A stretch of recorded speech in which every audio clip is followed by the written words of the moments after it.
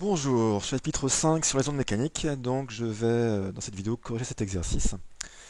Il s'agit ici de la houle. Donc on a deux images qui ont été prises de cette houle.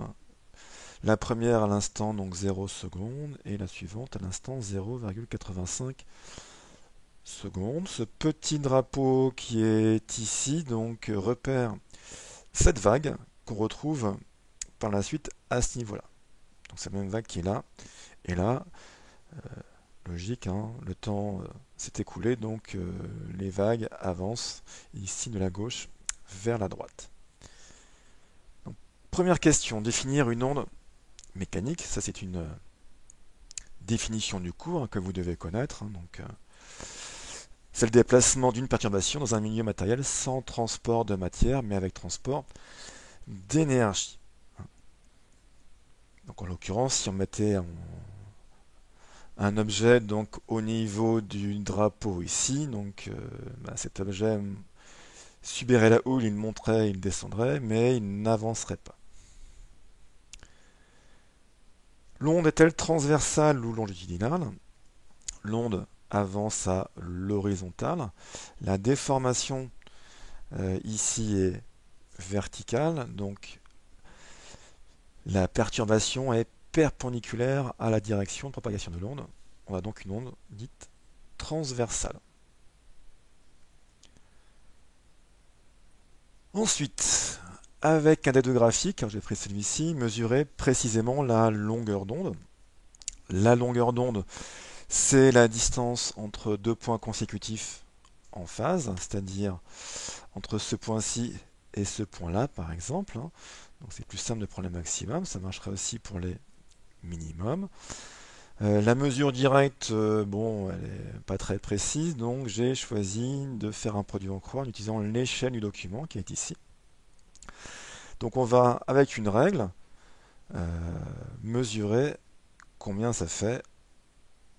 C'est 10 mètres en centimètres sur le papier. C'est pour ça que j'ai un tableau avec réalité papier. Donc en réalité, alors je mesure ça, cette distance-là. En réalité, ça fait 10 mètres.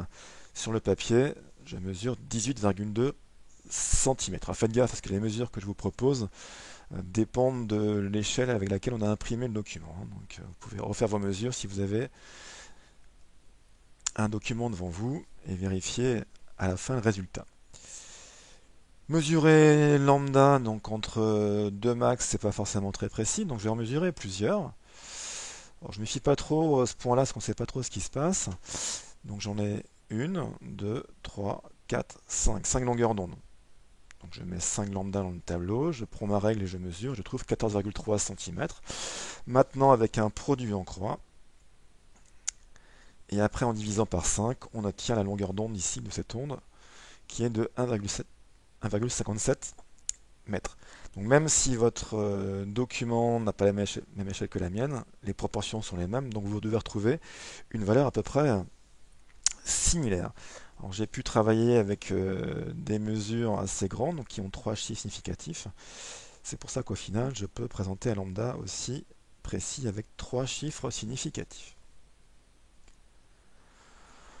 Ensuite, retrouver la vitesse de cette onde à l'aide de ces deux graphiques. Pour calculer une vitesse, généralement, il faut avoir accès à une distance et avoir accès à un temps.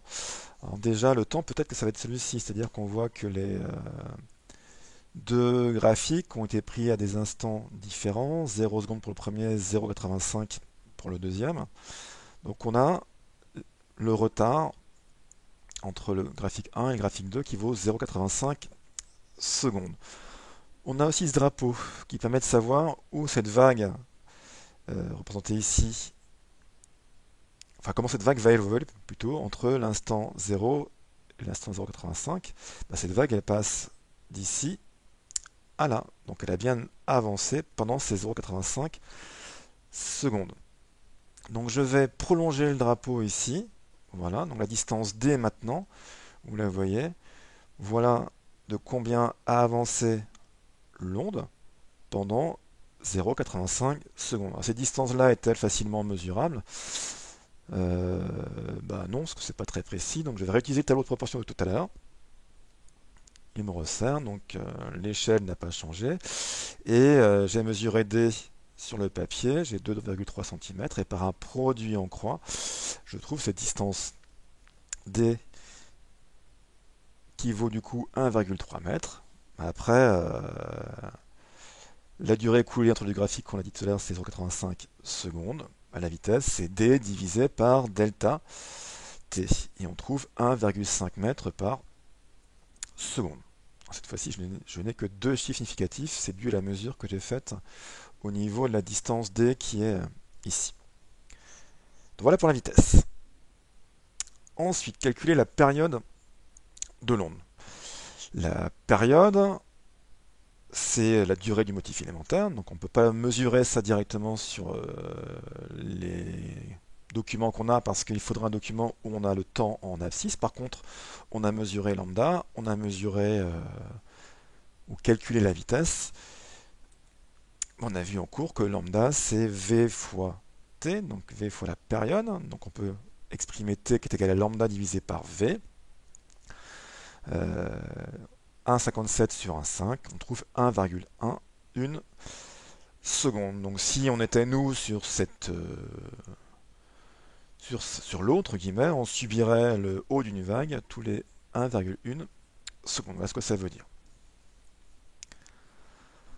Ensuite, représenter graphiquement l'amplitude du point A en fonction du temps. Donc voilà ce point A. Donc je me fie à ce schéma où on est à l'instant 0 secondes. Donc on voit qu'à 0 secondes, le point A est dans un creux. On peut lire que l'amplitude vaut à peu près, quand on regarde ici, sur cette partie-là, donc 0, 0, 2. Amplitude maximale, on est à plus 0,1. Amplitude minimale, on est à moins 0,1. Donc à l'instant t égale à 0 secondes, l'amplitude de A, c'est moins 0,1 mètre. Le mouvement est sinusoïdal. Ici, on connaît la période qu'on a calculée juste auparavant. Donc comment tracer le graphique en question? Donc le voici, le voilà. Donc j'ai bien le temps en abscisse, j'ai l'amplitude en ordonnée.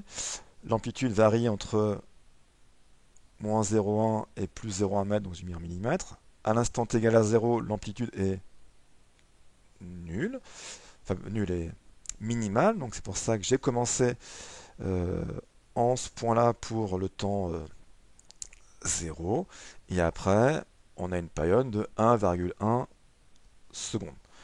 Alors pour des raisons pratiques, vous pourriez vous aussi, plutôt de graduer de 1 en 1, comme je l'ai fait ici, vous pourriez graduer de 1,1 en 1,1. Ce serait plus facile peut-être pour vous pour schématiser l'évolution de A au cours du temps. À ne pas confondre, oui, c'est un peu de ma faute, l'amplitude de A, que j'ai noté A, et le point A. Merci de votre écoute.